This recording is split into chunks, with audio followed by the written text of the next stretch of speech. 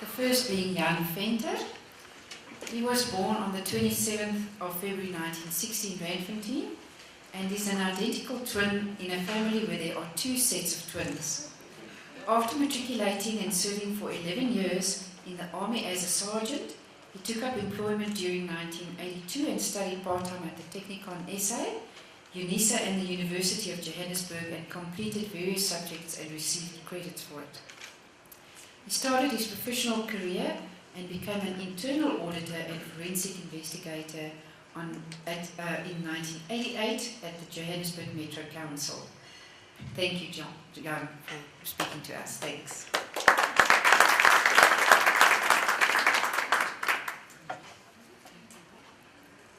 I thought I'm going to be last. It's always to look to others, you know. Good evening, ladies and gentlemen. I especially want to thank first, before I starting, Sandra and her team. They are very special for me. They one heck of a team. It's now the second time that I saw them together. They're always in red. So you must be careful for them. They're really a team to be reckoned with. But thanks a million. Look at what you offered tonight so far. I've come to the conclusion that behind the scenes there's a lot of work that was put into place up till now, and I'm sure from now on the wheel will running and things will get much more faster. But a very special thanks out of my heart personally to you and the team.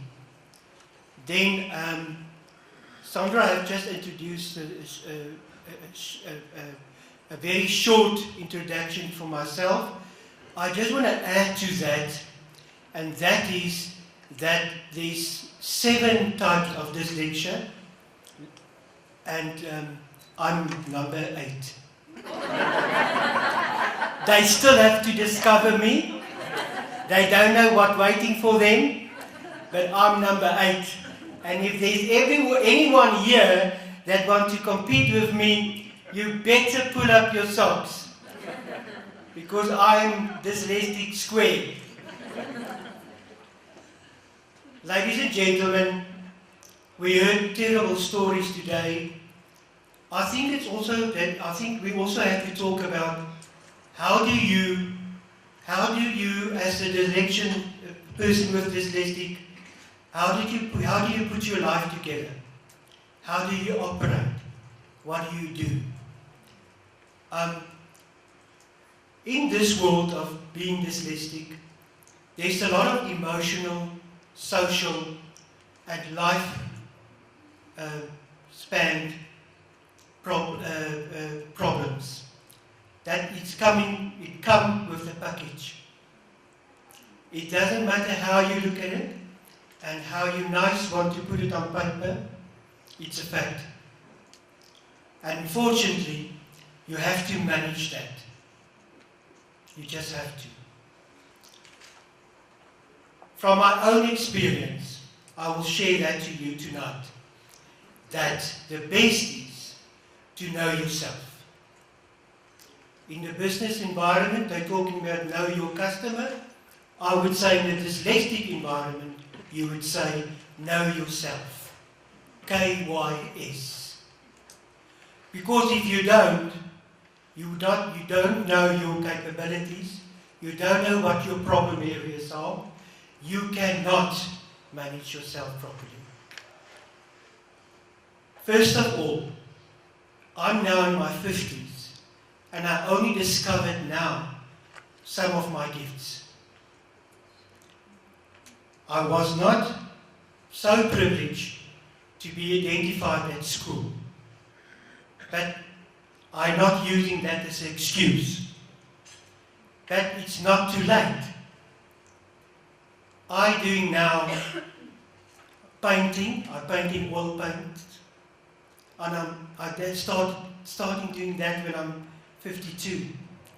I'm playing the recorder, take up some music. So what do I say to you? The point is, you actually have to discover yourself. Know your gifts, that's simple gifts that God gave you. Because you need that, so that you can put that into entrepreneurship, so that you can manage yourself. You must, at the end of the day, become an independent person that can look after yourself. And you can do that. That is the ultimate in this life, that you take ownership and responsibility of your problem and manage it properly. As I said, know yourself. Then, Red Apple Dyslexia Association, this institution is tonight here. It is a wonderful, fantastic institution. We never had it in the past. Now we have it. Now it's not an excuse. Now you must use that. Grab them by the hands. They are there to assist you. They will give you professional advice and assistance. They're also there to make sure that your human rights are not affected. I just want to stand still at this point for a few seconds.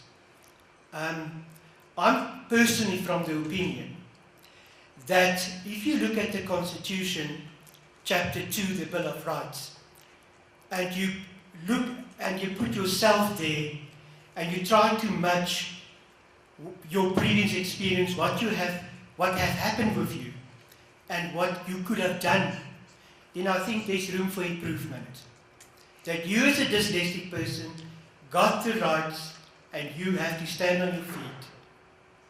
And you don't need other people's crap. You just don't. I'm using this expression so that I know you're going to take this home. And you will remember this bald-headed man standing today in front of you, using that word and say, direct to you, you don't need other people's crap. Manage that effectively, and there's ways to do that. Then I just want to tell you the wonderful thing of dyslexia is that it's not in your dreams. There's no dyslexia when you dream. Can you imagine that? Not a spelling mistake, a grammar, nothing. You can dream and you can become what you want. Nothing stops you.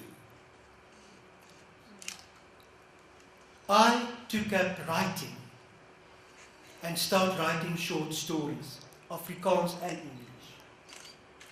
In my life, it was never a dream of mine, but it became one.